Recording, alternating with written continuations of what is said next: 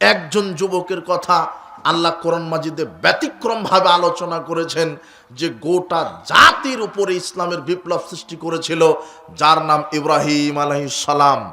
ইব্রাহিম আলাইহিস সালামকে বললেন, তুমি এই মূর্তির এই কাজ করেছ। ইব্রাহিম আলাইহিস সালামকে নমরুদের সামনে নিয়ে যাওয়া হলো। নমরুদ বলছে, তোমার ইলাহকে? বলছে যে যিনি আকাশ জমিনের স্রষ্টা। তো নমরুদ বলছে যে আমি কে? তো আপনি আবার কে? আপনারও স্রষ্টা আল্লাহ। তখন ইব্রাহিম আলাইহিস সালাম বলছেন যে ইব্রাহিম, আপনার স্রষ্টা আল্লাহ। নমরুদ বলছে যে না, আমি। ইব্রাহিম আলাইহিস সালাম বললেন, আপনি যদি স্রষ্টা হন, আমার আল্লাহ মৃতকে জীবিত করেন, জীবিতকে মৃত করেন, তো আপনি কিভাবে করেন? তো নমরুদ বলছে, আমিও তো জীবিতকে মৃত করতে পারি, মৃতকে জীবিত করতে পারি, মানে ফাঁসির দণ্ডপ্রাপ্ত আসামিকে আমি বাঁচিয়ে দিতে পারি, আমিও জীবন দিতে পারি। ইব্রাহিম আলাইহিস সালাম এবারে বললেন, আমার আল্লাহ সূর্যকে পশ্চিম দিক থেকে উঠাই, পূর্ব দিক থেকে উঠাই, পশ্চিম দিকে ডুবিয়ে দেই। তো আপনি যদি আল্লাহ হন, তাহলে আপনি দেখেন তো, পশ্চিম দিক থেকে সূর্য উঠিয়ে আপনি পশ্চিম দিক থেকে সূর্য উঠিয়ে পূর্ব দিকে সূর্য ডুবিয়ে দেখান তো দেখি। তখন নমরুদ অবাক হতভম্ব হয়ে গেল। তখন নমরুদ রাগে বলছেন, একে জ্বালিয়ে দাও, একে পুড়িয়ে দাও, একে হত্যা করো। ঠিক, হে যুবক, তুমি যখন সমাজে হক কথা বলবে, তুমি যখন সমাজে আল্লাহর বিধান, আল্লাহর দ্বীনের, মুহাম্মদ সাল্লাল্লাহু আলাইহি ওয়াসাল্লামের আদর্শের কথা সমাজে বলবে, রাষ্ট্রে বলবে, তখন রাষ্ট্রের এক শ্রেণীর ইবলিশের দালালেরা, ইবলিশের চালারা, আল্লাহদ্রোহী, ইসলাম বিরোধী, কাফের, মুশরিক, মুনাফিকরা তোমাকেও জেলখানার ফাঁসির ভয় দেখাবে। তোমরা কি সেই ফাঁসির জেলখানার ভয়ে কোরআন এবং সহিহ সুন্নাহর তাওহীদের সই আকীদা মানহাজের দাওয়াত দেওয়া থেকে বিরত থাকবে? তোমরা থাকবে না। কেন? তোমাদের রক্তে মিশা আছে ইব্রাহিম আলাইহিস সালামের আদর্শ। ইব্রাহিম আলাইহিস সালাম বিরত থাকেননি। ইব্রাহিম আলাইহিস সালাম জাহেলিয়াতের বিরুদ্ধে কথা বলেছেন। নমরুদ যখন বলছে একে এখন পুড়িয়ে মেরে দাও, বিশাল গর্ত খনন করা হয়েছে, বিশাল অগ্নিকুণ্ড, এখন ইব্রাহিম আলাইহিস সালামকে আগুনে ফেলে দিবে। তখন জিবরাইল আমিন এসে বলছেন, ইব্রাহিম, আল্লাহ আমাকে পাঠিয়েছে আপনাকে সাহায্য করার জন্য। তখন ইব্রাহিম আলাইহিস সালাম বললেন, আপনার কেন সাহায্যের প্রয়োজন? আমি তো আল্লাহর ইবাদত করি, আল্লাহ আমাকে সাহায্য করবে, আপনার তো সাহায্যের আমার প্রয়োজন নেই। যেই এই কথা বলেছে, এইদিকে নমরুদের সেনাবাহিনী ইব্রাহিম আলাইহিস সালামকে আগুনে ফেলে দিচ্ছে। এই মুহূর্তে জিবরাইল বলছে, আমি সাহায্য করতে এসেছি। তখন ইব্রাহিম আলাইহিস সালাম বলছেন, আমি কেন আপনার সাহায্য নিব? আমি তো আল্লাহর ইবাদত করি, ওই আল্লাহ তো আছেন, উনি আমাকে সাহায্য করবেন। তখন সঙ্গে সঙ্গে আল্লাহ বলছেন, ইয়া নার কুনি বারদাউ ওয়া সালামান আলা ইব্রাহিম, হে আগুন, ইব্রাহিমের জন্য তুমি আরামদায়ক, শান্তিদায়ক, ঠান্ডা হয়ে যাও, ঠান্ডা হয়ে যাও, আরামদায়ক, শান্তিদায়ক, ঠান্ডা হয়ে যাও। আগুনের স্রষ্টাকে? আগুন শুনবে কার কথা? এই ঘটনা থেকে প্রমাণ হয়, পরিস্থিতি যত কঠিন হোক আর জটিল হোক, ইব্রাহিম আলাইহিস সালাম ওই সময়তে পৃথিবীতে একাই মুমিন। পরে যখন সারাকে বিবাহ করে, তখন ও মুমিন। ইব্রাহিম আলাইহিস সালাম বলছেন, সারা, তুমি আর আমি ছাড়া পৃথিবীতে আর তৃতীয় মুমিন নেই। ইব্রাহিম আলাইহিস সালাম একাই। যুবক, তুমি মনে করো না যে আমার দল নেই, জাতি নেই, জনগণ নেই, পুলিশ নেই, র্যাব নেই, প্রশাসন নেই, আমি একাই, এই কথা মনে করো না। বলো তো তোমার কে আছে? ইব্রাহিম আলাইহিস সালাম আল্লাহর কাছে সাহায্য চাইলেন। এই ঘটনা থেকে প্রমাণ হয় যে তুমি যদি ন্যায়ের পক্ষে থাকো আর অন্যায়ের বিপক্ষে থাকো, সমাজ সংস্কারের কাজ যদি হাতে নাও, তাহলে বাধা আসবে, পরিবার থেকে বাধা আসবে। ইব্রাহিম আলাইহিস সালামকে বাধা দিয়েছিল প্রথমে তার বাপ। তুমি যদি ন্যায়ের পক্ষে থাকো, সমাজ সংস্কারের কাজে নিজেকে নিয়োজিত করো, প্রথম তুমি বাধাগ্রস্ত হবে বাপ মা থেকে। দাড়ি রাখবে, তোমার বাপ মায়ে বলবে, বেটা এখন দাড়ি রাখার বয়স হয়নি। বিশ্বাস করো, ওটা তোমার বাপ মা না। বুঝুনি মনে হয় কথা? দাড়ি রাখবে, তোমার বাপ মায়ে নিষেধ করবে, পরিবার থেকেই বাধা। প্যান্ট টাকনোর উপরে করবে, বলবে যে তুমি তো জিএমবি হয়ে গেছো, শিবির হয়ে গেছো, পরিবার থেকেই বাধা। ইব্রাহিম আলাইহিস সালামকে তার বাপ বলছে, বেটা, যদি মূর্তির বিরুদ্ধে কথা বলো, তাহলে পাথর মেরে তোমার মাথা ফাটিয়ে দিব। বাপ ছেলেকে বলছে এই কথা, বোঝেননি মনে হয় কথা? বাপ ছেলেকে বলছে যে পাথর মেরে মাথা ফাটিয়ে দিব। ইব্রাহিম আলাইহিস সালাম বলছেন, আব্বা আসসালামু আলাইকুম, আমি গেলাম, তবে আমার জাতি মূর্তি পূজা করে, মূর্তির সাথে আমার শত্রু, যারা মূর্তি পূজা করে তাদের সাথে আমার শত্রু ততদিন পর্যন্ত যতদিন আল্লাহ তাদেরকে হেদায়েত না দিবে। আল্লাহ জাতিকে হেদায়েত দান করুন। ইব্রাহিম আলাইহিস সালাম সালাম দিয়ে পরিবার থেকে বিদায় নিয়েছে। পরিবারের মায়া বিসর্জন দিতে হবে। তোমার পিতামাতা আত্মীয় স্বজনের চাইতে তোমাকে ভালোবাসার স্থান দিতে হবে আল্লাহ, তারপরে মুহাম্মদ সাল্লাল্লাহু আলাইহি সাল্লাম। আল্লাহর নবী একথাই বলছেন, লা ইউমিনু আহাদুকুম হাত্তা কুনা আহাব্বা ইলাইহি মিন ওয়ালাদিহি নাস আজমাইন। তোমাদের মধ্যে ততক্ষণ ওই ব্যক্তি মুমিন হতে পারে না প্রকৃত, যতক্ষণ না তার কাছে তার সন্তান, তার ছেলে মেয়ে, তার স্ত্রী, তার পরিবার, সারা পৃথিবীর সব মানুষের চাইতে মুহাম্মদ সাল্লাল্লাহু আলাইহি সাল্লামকে যদি বেশি তুমি ভালো না বাসো, তাহলে তুমি ততক্ষণ পর্যন্ত মুমিন হতে পারবে না। মুহাম্মদ সাল্লাল্লাহু আলাইহি সাল্লামের ভালোবাসা, তার আদর্শ আগে। উপস্থিত বৈঠকের মুসলিম দিনী ভাই বোন, ইব্রাহিম আলাইহিস সালাম প্রথম বাধা পেয়েছিলেন তার পরিবার থেকে, দ্বিতীয় বাধা পেয়েছিলেন সমাজের কিছু নেতা থেকে, তৃতীয় বাধা পেয়েছিলেন রাষ্ট্রশক্তি থেকে। রাষ্ট্রপ্রধান বাধা দিয়েছিল, তবু ইব্রাহিম আলাইহিস সালামকে তার দাওয়াত থেকে হটিয়ে দিতে পারেনি। হে যুবক, তোমাকে ইব্রাহিম আলাইহিস সালামের আদর্শ নিয়ে সামনে এগোতে হবে। তোমাকে আরেকটু সামনে নিয়ে যাই। তার আরেকটা ঘটনা কি, আল্লাহ সুবহানাহু ওয়া তাআলা দ্বিতীয় ঘটনা উল্লেখ করছেন কোরআন মাজিদে, সেটা হলো আসহাবে কাহাফের ওই যে যুবকদের ঘটনা। আসহাবে কাহাফ মানে ওই যে যুবক।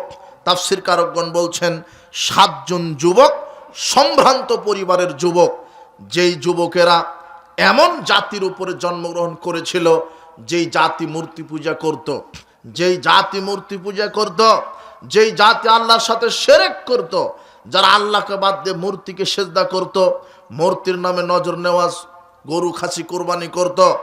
একদিন 7 জন যুবক এই বিজাতিদের মূর্তি পূজকদের মেলার অনুষ্ঠানে গিয়েছে, গিয়ে দেখে যে তারা মূর্তিকে সিজদা করে।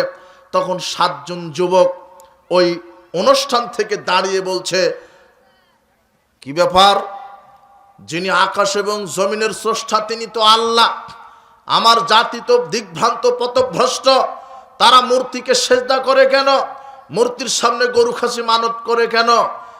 আল্লাহ তো তিনি যিনি আকাশ জমিনের স্রষ্টা, এর ভিতর বাইরে যা আছে সবকিছুর যিনি স্রষ্টা, তিনি স্রষ্টা।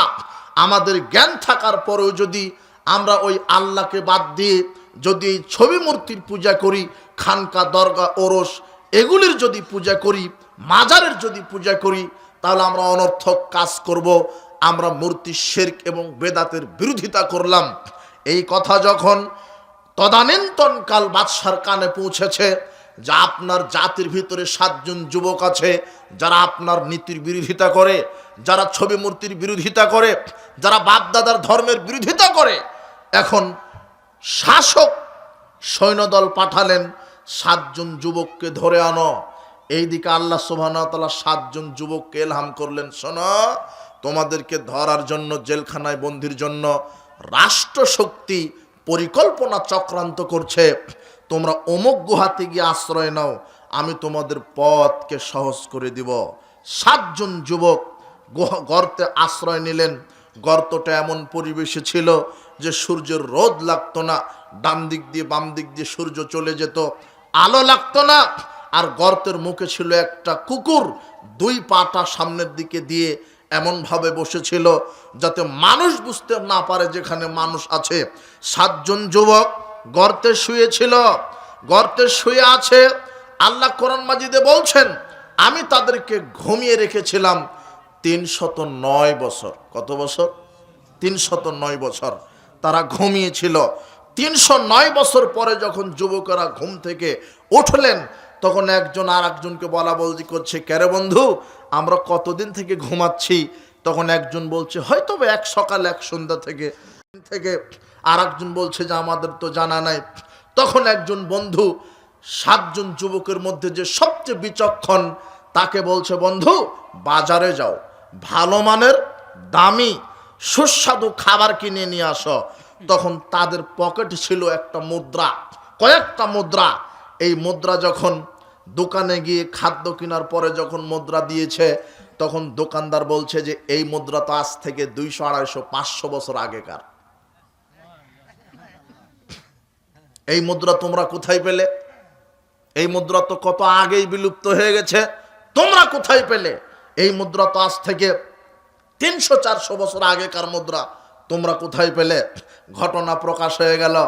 তখন সবাই যুবকেরা বললেন যে আমরা এইভাবে গুহায় আশ্রয় নিয়েছিলাম, ঘুম থেকে উঠে দেখি এই দৃশ্য, আমাদের ক্ষুধা লেগেছে, তাই খাদ্য কিনতে এসেছি। ঘটনা এই। যখন প্রকাশ পেয়ে গেল, তখন এলাকার লোকেরা ওই গুহাতে গেলেন, গিয়ে দেখে বিশাল গুহা। 309 বছর ঘুমিয়েছিল, কোনো জাতি তাদেরকে বুঝতে পারেনি, কোনো জাতি টের পাননি।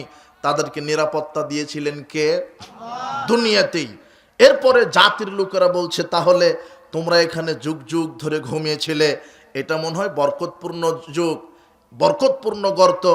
আবার এলাকার লোকেরা শিরকি চেতনা শুরু করলো, যেখানে কোনো একটা প্রাচীর দেওয়াল নির্মাণ করে এর পূজা শুরু করতে হবে। ঘটনা এই। তবে এখানে তোমাকে একটা কথা বলি যুবক, এই যে 7 জন যুবক, তার জাতি শিরক বেদাতে লিপ্ত ছিল, জেনা ব্যভিচার, দুর্নীতি, অনাচার, অন্ধকারে লিপ্ত ছিল। তারা তাদের সাথে আপোষ করেনি, তারা জাহেলিয়াতের সাথে আপোষ করেনি। গোটা জাতি তাদের বিরুদ্ধে ছিল, এমনকি রাষ্ট্র ব্যবস্থা তাদের বিরুদ্ধে ছিল। তারপরে তারা আল্লাহর প্রতি ঈমান এনেছে, তারা হিজরত করেছে। এই ঘটনা থেকে তোমাকে প্রমাণ হয়, গোটা জাতি যদি জাহেলিয়াতের দিকে যায়, তুমি যদি একাই থাকো, তোমাকে একা ইসলামের পক্ষে থাকতে হবে। বলো ইনশাআল্লাহ। যদি থাকতে হবে তোমাকে। 2, হকের দাওয়াত দিতে হবে। 7 জন যুবক জনসাধারণের সামনে বলেছিল যে আমরা যদি তোমাদের মতো এই মূর্তিকে, এই খানকা, এই দরগা, এই মাজারের সাথে সেজদা করি, তাহলে আল্লাহর সাথে অনর্থক কাজ করা হবে। কাজেই তোমরা এই মূর্তি যদি তোমাদের ইলাহ হয়, তাহলে দলিল প্রমাণ যুক্তি দাও। বলো যে মূর্তি আকাশ সৃষ্টি করেছে, দলিল দাও। বলো যে মূর্তি বৃষ্টি দেয়, দলিল দাও। তোমরা বলো যে মূর্তি আকাশ জমিন থেকে রিজিক দেয়, বলো, যুক্তি দাও। জি না, মূর্তি নিজেই ক্ষমতা নেই চলা। যে খানকা দরগায় তুমি মানত করো, ওই পীর নিজেই মারা গেছে, ও নিজেই শুনতে পারে না। ওর কবরে পীর সাহেবের নিজের কি অবস্থা, সেই নিজেই জানে, তুমি কিভাবে বুঝলে? শোনো, যুবকরা এইভাবে তার জাতিকে দাওয়াত দিলেন। বললেন যে এই মূর্তি আকাশের স্রষ্টা নন, আকাশের স্রষ্টা আল্লাহ, যিনি আকাশ থেকে বৃষ্টি দেন, জমিন থেকে ফসল ফলান। যদি এই মূর্তি তোমাদের ইলাহ হয়, তাহলে দলিল দাও। জি না, যে নিজেই চলতে পারে না। মূর্তির নাকের উপরে, নাকের ডগাতে, মাথায় যদি একজন পাখি পায়খানা করে দেয়, পায়খানা সরানোর ক্ষমতা রাখে না, তোমাদের কেমন ইলাহ? এইভাবে 7 জন যুবক জাতির কাছে নির্ভয়ে দাওয়াত দিলেন। তখন জাতি রাষ্ট্র খেপে গেছে, গ্রেপ্তার করতে হবে। তখন আল্লাহ তাদেরকে এলহাম বলে দিলেন, তাদেরকে এলহামের মধ্যে বলে দিলেন, জাতি তোমাদেরকে গ্রেপ্তার করে ফাঁসি দিবে, কাজেই তোমরা অমুক গুহাতে আশ্রয় নাও। তার মানে হকের দাওয়াত দিলে রাষ্ট্র তোমাকে বাধা দিবে, হকের দাওয়াত দিলে রাষ্ট্র বাধা দিবে। এটা প্রথম শিক্ষা, তোমাকে বাধা দিবেই। তুমি আজকে কোরআন সুন্নাহর কথা সমাজে বলো, তোমার বাপ দাদাই তোমাকে বলবে যে ছেলেটা ইহুদি খ্রিস্টানের দালাল হয়ে গেছে, ছেলেটা বিক্রি হয়ে গেছে। এই কথা জাতি তোমাকে এইভাবে মিথ্যা অপবাদ দিবে। দেখো, হকের দাওয়াত দিলে তোমাকে বাধাগ্রস্ত হতে হবে রাষ্ট্র থেকে।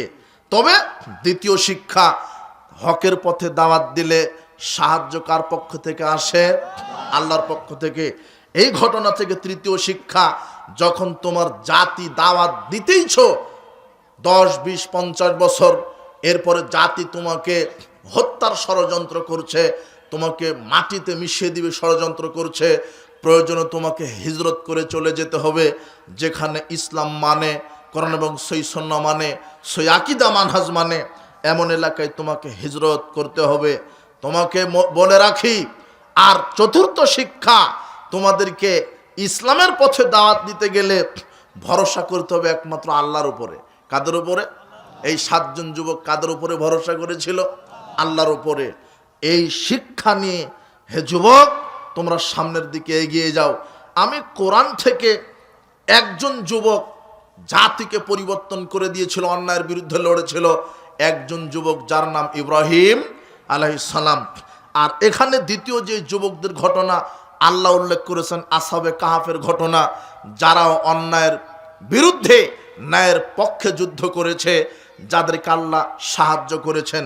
এখন আপনাকে নবী করিম সাল্লাল্লাহু আলাইহি সাল্লাম যুবকদের ব্যাপারে কি বলেছেন কয়েক মিনিট কথা, এরপরে যুবক সাহাবীদের ইসলাম প্রতিষ্ঠায় ভূমিকা কি ছিল এই ব্যাপারে কয়েক মিনিট কথা। রাত যেহেতু গভীর হয়েছে, আমি এমন সময়তে সালাম দিয়েছি যেই সময়তে আমি অন্তত সচরাচর প্রোগ্রাম শেষ করে দিই। হয়তোবা মাদ্রাসার প্রোগ্রাম যেমন কেমনটা অনুকূল পরিবেশ, ওরকম প্রচণ্ড শীত, এমন একটা অবস্থায় যে এখন বক্তৃতা দেওয়াও কঠিন, আপনার মেমোরিতে ধারণ করাও কঠিন। উপস্থিত বৈঠকের মুসলিম দিনী ভাই বোন, মুহাম্মদ সাল্লাল্লাহু আলাইহি ওয়াসাল্লাম বলছেন যে, আবু হুরায়রা রাদিয়াল্লাহু আনহু বলছেন, রাসূল সাল্লাল্লাহু আলাইহি ওয়াসাল্লাম বলেছেন, সাবআতুন ইউদিল্লুহুমুল্লাহু ফি যিল্লিহি ইয়াওমা লা যিল্লা ইল্লা যিল্লুহু। আল্লাহ বিচারের মাঠে 7 শ্রেণীর মানুষকে আরশের ছায়ায় জায়গা দিবেন, যেই দিন তার ছায়া ব্যতীত কোনো ছায়া থাকবে না। এক, ইমামুন আদেল, ন্যায়পরায়ণ শাসক। ন্যায়ের ভিত্তিতে যারা সমাজ, পরিবার, রাষ্ট্র পরিচালনা করে, তাকওয়ার ভিত্তিতে, নবীর আদর্শে, আল্লাহ সুবহানাহু ওয়া তাআলার বিধানে যেই নেতা সমাজ, রাষ্ট্র, পরিবার পরিচালনা করে ন্যায়ের ভিত্তিতে, এই নেতাকে আল্লাহ আরশের ছায়ায় বিশেষ মেহমান হিসেবে বিচার মাঠে জায়গা করে দিবেন। 2, শাবুন নাশা ফি ইবাদাতিল্লাহ। ওই যুবক, যেই যুবক তার যৌবনকাল ক্ষয় করেছে আল্লাহর ইবাদত করে। বলো তো যুবক, ওই যুবককে আল্লাহ আরশের নিচে জায়গা দিবেন যেই যুবক কার ইবাদত করে যৌবনকাল ক্ষয় করেছে? আল্লাহ। শয়তানের গোলামি করেনি, শয়তানের ইবাদত করেনি, গান বাজনা শ্রবণ করেনি, সুদ ঘুষ জোয়াতে থাকেনি, টেন্ডারবাজি করেনি, চাঁদাবাজি করেনি, সন্ত্রাস করেনি। যুবক, তোমার ভুল হচ্ছে, দুনিয়াবি মোহগ্রস্তে তুমি পড়ো না। তুমি দুনিয়াতে তুমি বাটপাড়ি করে, তুমি চিটারি করে ক্ষমতা দেখিয়ে চলো না। তোমার আচরণ দেখে আমি খুব কষ্ট পাই। তুমি তো মুসলমান, তোমার বাপ মুসলমান, তুমি ডাকাতি করতে গিয়ে, টেন্ডারবাজি করতে গিয়ে, সন্ত্রাসবাজি করতে গিয়ে, তুমি যে ছুরি দিয়ে, পাথর দিয়ে, বন্দুক দিয়ে, ড্যাগারের খোঁচা দিয়ে একজন যুবককে মেরে দিলে, একজন ভ্যান চালক, রিক্সা চালককে মেরে দিলে, একজন সমাজ সংস্কারককে মেরে দিলে, তুমি যে যুবককে মেরে দিলে, তুমি কি জানো তার পিতামাতা কিভাবে কাটা কবুতরের মতো ছটফট করে তার সন্তানের জন্য কান্না করছে? তুমি যে যুবককে মেরে দিলে, তার বাড়িতে তুমি যাও, গিয়ে দেখো তার স্ত্রীকে তুমি বিধবা করেছ, তার স্ত্রী কিভাবে কান্নাকাটি করছে। তুমি যাকে মেরে দিয়েছ তার সন্তান আছে, তার সন্তানকে তুমি এতিম বানিয়েছ। তুমি কত খারাপ! তুমি এই সন্ত্রাসবাজি করতে গিয়ে, চাঁদাবাজি করতে গিয়ে তুমি কেন বলছো বিগত সরকার 17 বছর খেয়েছে, আমরাও খাবো, তাই তুমি চাঁদাবাজি শুরু করে দিয়েছ? তোমার মতো নিমুখ হারাম, হারামখুর, বেঈমান, চাঁদাবাজ আকাশের নিচে জমিনের উপরে কে আছে? তুমি এই আচরণ দেখাও কেন? তুমি চাঁদাবাজি শুরু করেছ। তুমি কেন দোকানে গিয়ে, অমুকের কাছে গিয়ে ভয় দেখিয়ে টেন্ডারবাজি করে চাঁদাবাজি করো? আশ্চর্য কথা। বাপ বেটা ভিক্ষা করো, বাপ বেটা ভিক্ষা করো। বাংলাদেশের সবচেয়ে বড় শহর ঢাকা শহর, রাজধানী, বাপ বেটা গিয়ে তল্পি তল্প ব্যাংক ব্যালেন্স নিয়ে তুমি যাও, গিয়ে ভিক্ষা করে খাও। তবু মানুষের উপরে জুলুম করে যদি 1 টাকা চাঁদাবাজি করো, বিশ্বাস করো তোমার পরকাল হারিয়ে যাবে। আল্লাহ তোমাকে হেদায়েত দান করুন। তুমি ক্ষমতাতেই যেতে পারোনি, না যেতেই বলছো যে ওরা 17 বছর খেয়েছে, আমরা খাবো না। আশ্চর্য কথা। তুমি এইভাবে চাঁদাবাজি শুরু করলে কেন? এইভাবে তুমি দেশ চালাচ্ছ কেন? এইভাবে কেন উগ্রতা দেখাচ্ছ কেন? তুমি, তোমাকে মৃত্যুবরণ করতে হবে। শোনো, মুহাম্মদ সাল্লাল্লাহু আলাইহি ওয়াসাল্লাম বলছেন 7 শ্রেণীর মানুষকে আল্লাহ আরশের নিচে জায়গা দিবে। তার দ্বিতীয় হলো ওই যুবক, যেই যুবক আল্লাহর বিধানে নিজের জীবন পরিচালনা করেছে, আল্লাহর ইবাদত করেছে, শয়তানের গোলামি করেনি, যে টেন্ডারবাজি করেনি, সন্ত্রাসবাদী করেনি, যে গান বাজনা, জেনাবা বিচার, চুরি ছিনতাই, ধর্ষণে লিপ্ত ছিল না, যে ছিল 5 ওয়াক্ত সালাত, রমাদানের সিয়াম, যে ছিল তাসবিহ তাহলিল, যে ছিল কোরআন মাজিদ তেলাওয়াতকারী, যে ছিল আমানতদার, যে ছিল শিষ্টাচারওয়ালা, যে ছিল আখলাকওয়ালা, যে ছিল মুহাম্মদ সাল্লাল্লাহু আলাইহি ওয়াসাল্লাম আদর্শবান, যার মুখে ছিল দাড়ি প্যান্টাকনোর উপরে, যার স্বভাব চরিত্র ছিল সুন্দর, তুমি এমন যুবক হও, তোমার পৃথিবীতে একজন মানুষের আদর্শ বুকে ধারণ করতে হবে। বলো তো সেই মানুষের নাম কি? মুহাম্মদ সাল্লাল্লাহু আলাইহি সাল্লাম। আল্লাহর নবী বলছেন 7 শ্রেণীর মানুষকে আল্লাহ আরশের নিচে জায়গা দিবেন। এই হাদিসটা এবারত করলাম শুধু তোমার জন্য। তুমি আছো 7 শ্রেণীর মধ্যে, তুমি আছো। তুমি মানে তুমি যুবক, তুমি আছো। আল্লাহর নবী বলছেন ওই যুবক, ওই যুবতীকে আল্লাহ আরশের ছায়ায় জায়গা দিবেন, যেই দিন আল্লাহর ছায়া ব্যতীত কোনো ছায়া থাকবে না। যেদিন সূর্য মাথার উপরে থাকবে মানুষের 1 মাইল উপরে, পাপ যত বেশি তাপ দিবে তত বেশি। কারো সূর্যের তাপে গায়ের ঘাম হবে টাকনু পর্যন্ত, কারো সূর্যের তাপে গায়ের ঘাম হবে হাঁটু পর্যন্ত, কারো সূর্যের তাপে গায়ের ঘাম হবে কোমর পর্যন্ত, কারো সূর্যের তাপে গায়ের ঘাম হবে কাঁধ পর্যন্ত। এইভাবে বলতে বলতে আল্লাহর নবী বলছেন কারো ঘাম হবে কানের লতি পর্যন্ত। মানুষ তার শরীরের ঘামে সাঁতার কাটবে, সূর্য থাকবে মাথার উপরে। যুবক, শুনতে তোমাকে হৃদয়ে গহীনে না পৌঁছালেও তুমি রাতে একটু চিন্তা করে দেখো, যেই সূর্য আজকে 9,30,00,000 মাইল ওপরে আছে, এই সূর্যের তাপ তুমি সহ্য করতে পারো না। যেদিন 1 মাইল ওপরে সূর্য থাকবে সেদিন তোমার অবস্থা কি হবে? আর সেই দিনই আল্লাহ 7 শ্রেণীর মানুষকে আল্লাহ তার আরশের নিচে জায়গা করে দিবেন, আরশের ছায়ায়।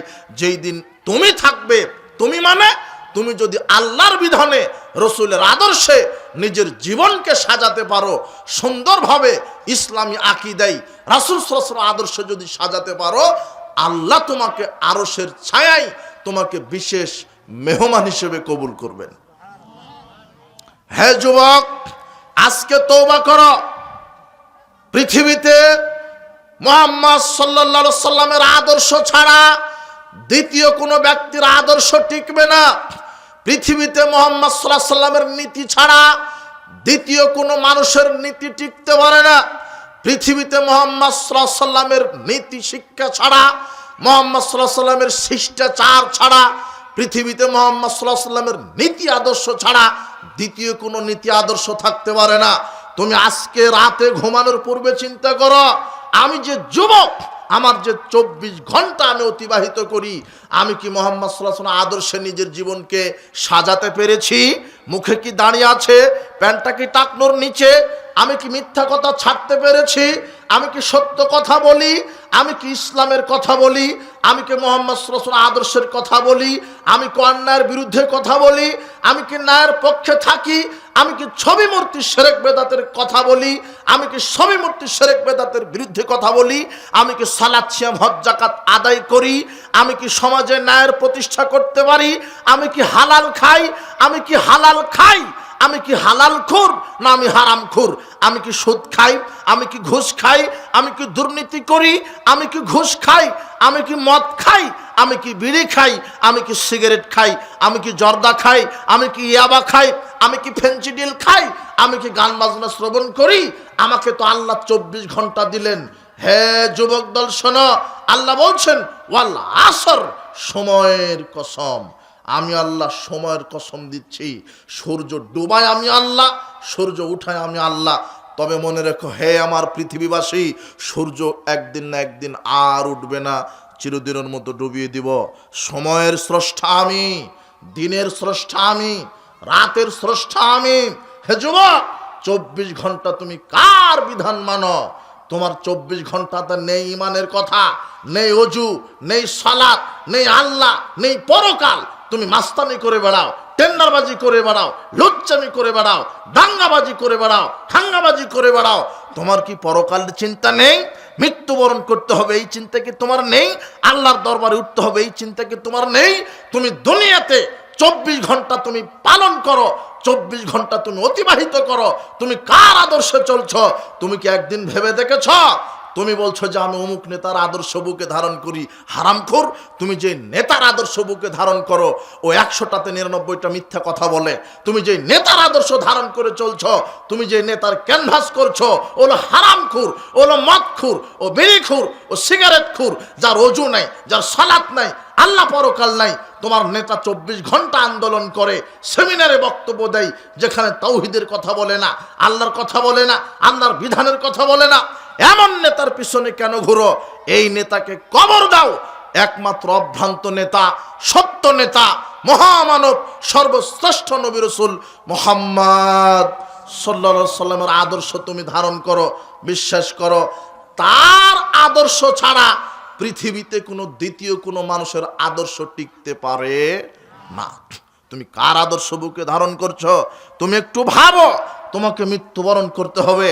আব্দুল্লাহ ইবনে মাসউদ রাদিয়াল্লাহু আনহু বলছেন, রাসূল সাল্লাল্লাহু আলাইহি ওয়াসাল্লাম বললেন, হে জাতি শোনো, লা তাযালু কদম ইবনে আদম ইয়াউমাল কিয়ামা হাত্তা ইসলান খামসিন।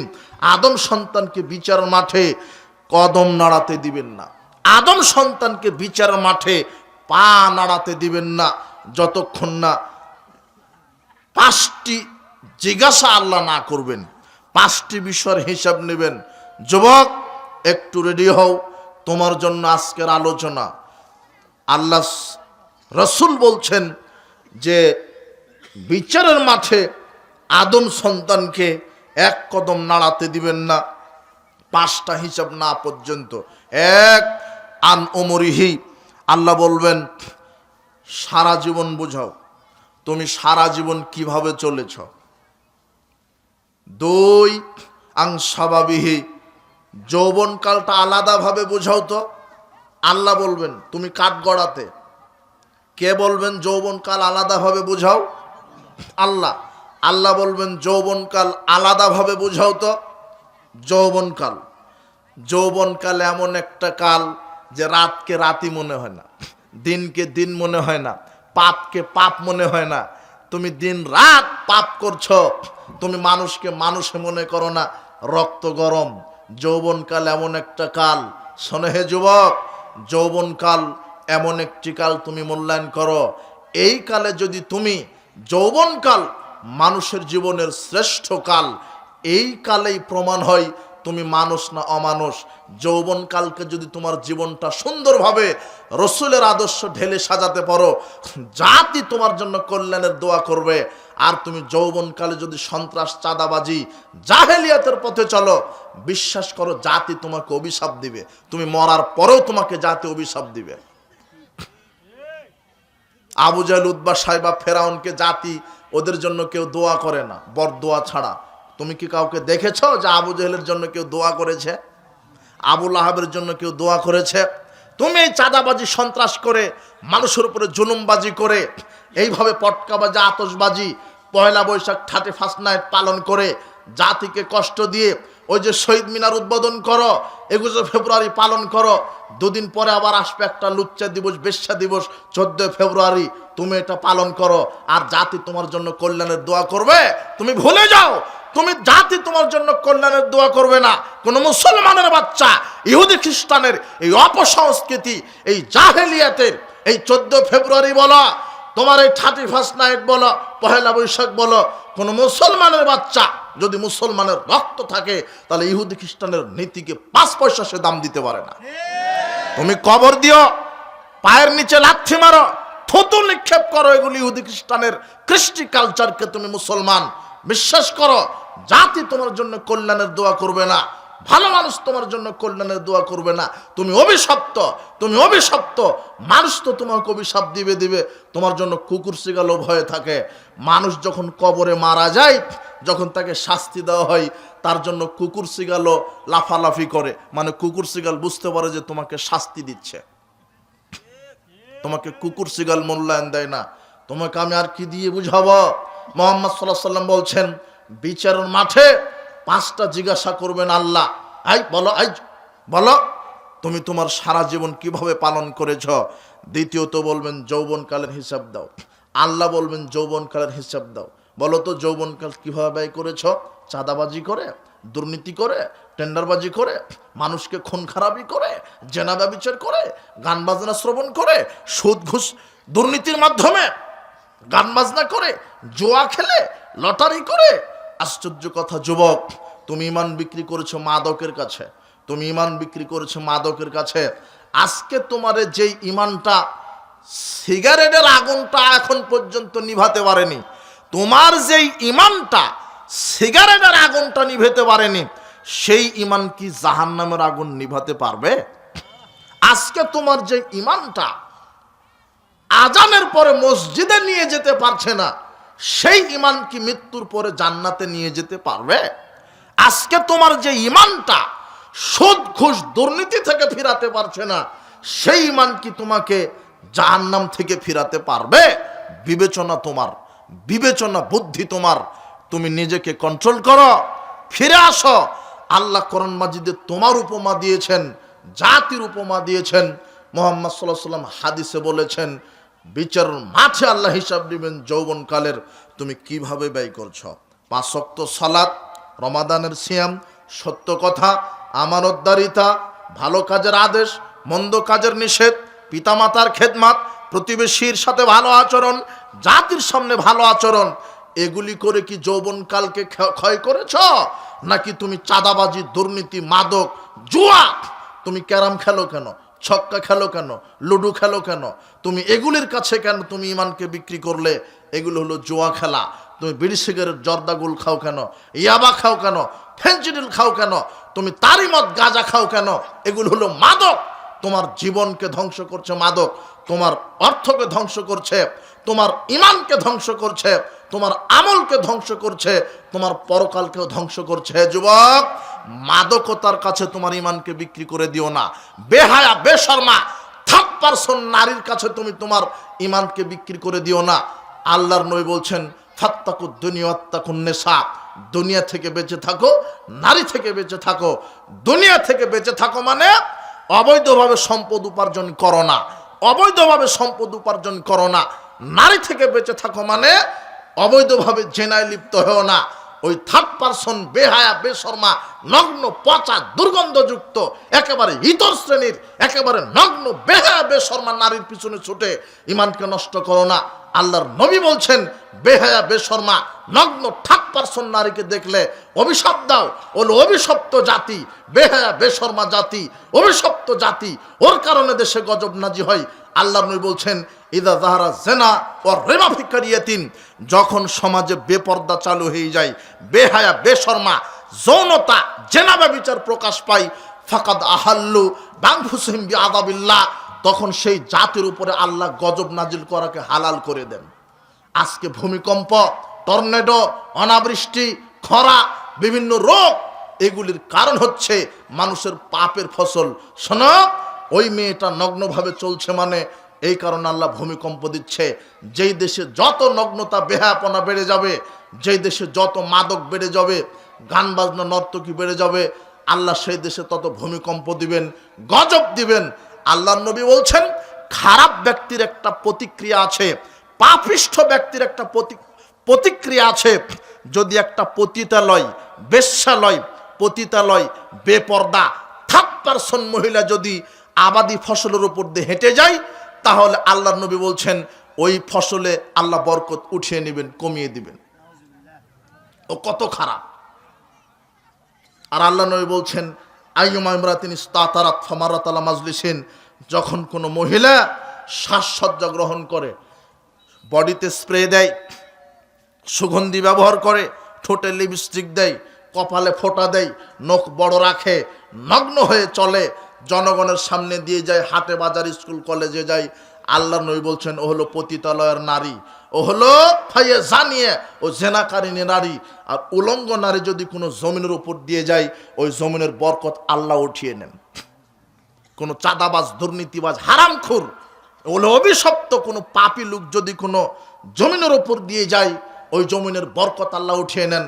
তাই তো আল্লাহর নবী বলছেন, লোকটা যদি বুঝতে পারো খারাপ হয়, মারা গেছে, যত দ্রুত তাকে মাটিতে পুঁতে দাও।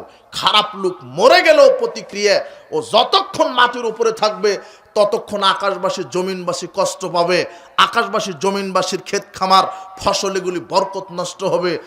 খারাপ মানুষ মরে গেলেও তার খারাপ প্রতিক্রিয়া থাকেও, কত খারাপ। আজকে তুমি তওবা করো, কোনোদিন এই মাদক মুখে দিবে না। আল্লাহ তোমাকে হেদায়েত দান করুন। আজকে তওবা করো, জোয়ার আড্ডাতে বসবে না। তোমার বোনকে যেন বেপরদায় আর চলতে না দেখি। তোমার স্ত্রী ল্যাংটা করে কাপুরুষ, কুকুরের একটা হায়া আছে মনে হচ্ছে। এখনকার কুকুর অত বেহায়া নয়, অন্তত জেনা করলেও ওই যে খ্যাড়ের পালার উঁতে যায়, খ্যাড়ের পালার ওই আশেপাশে থাকে। কুকুরের এখন একটা হায়া আছে, কিন্তু তোমার হায়া নাই। তুমি এত 3 নাম্বার 3rd পারসন ইতর শ্রেণীর মানুষ, তুমি তোমার বইয়ের ছবি ফেসবুকে আপলোড দিয়ে বলছো যে এটা জাতির সম্পদ। তুমি তোমার বইয়ের ছবি ফেসবুকে আপলোড দিলে কেন? ওটা তো তোমার বউ। মোহর দিলে তুমি জাতি দেখে বলবে কি সুন্দর মাল। এটা লজ্জা থাকা দরকার তো তোমার। তোমার তো লজ্জা হায়া থাকা দরকার তোমার। তুমি এত ইতর শ্রেণী হলে কেন? তুমি তোমার বইয়ের ছবি ফেসবুকে আপলোড দিবে কেন? আর ল্যাংটা করে সাজিয়ে মোটর সাইকেলে তুমি এইভাবে ঈদের মার্কেট করতে যাবে, অমুক জায়গায় যাবে কেন? ওটা তো তোমার সম্পদ। তোমার ওই স্ত্রীর উপর আল্লাহর অভিশাপ, জাতির অভিশাপ। তুমি মনে রেখো হে যুবক। এই জন্য আল্লাহর নবী বলছেন ইয়ামা সারাস শাবাব মানিস্তাতা মিনকুমুল বাত। হে যুবকেরা, পুরুষ হলে বিবাহ করো। কি হলে বিবাহ? পুরুষ। কাপুরুষ হলে আল্লাহ নবী বিবাহ করতে বলেননি। কাপুরুষ হলে বউকে বলতে পারবে না এই পর্দা করো, এই বাড়ি যাওয়া হবে না, বাজারে যাওয়া হবে না। আর পুরুষ হলে বলতে পারবেন। পুরুষ হলে বলা যায় চোখ যেভাবে চলবে বউ সেভাবে চলবে, আর নাম পুরুষ। আর আল্লাহ নবী বলেছেন পুরুষের একটা বৈশিষ্ট্য হবে আল্লেক আসাকালা বাবেক, স্বামী তার একটা লাঠি কেটে রাখবে, লাঠি কেটে দরজার সামনে ঝুলিয়ে রাখবে। আজকে বাড়িতে গিয়ে লাঠিটা দরজার সামনে ঝুলিয়ে রাখবেন, তাহলে স্ত্রী বুঝতে পারবে যে সময় মতো সালাত আদায় না করলে এটা পিঠে আছে।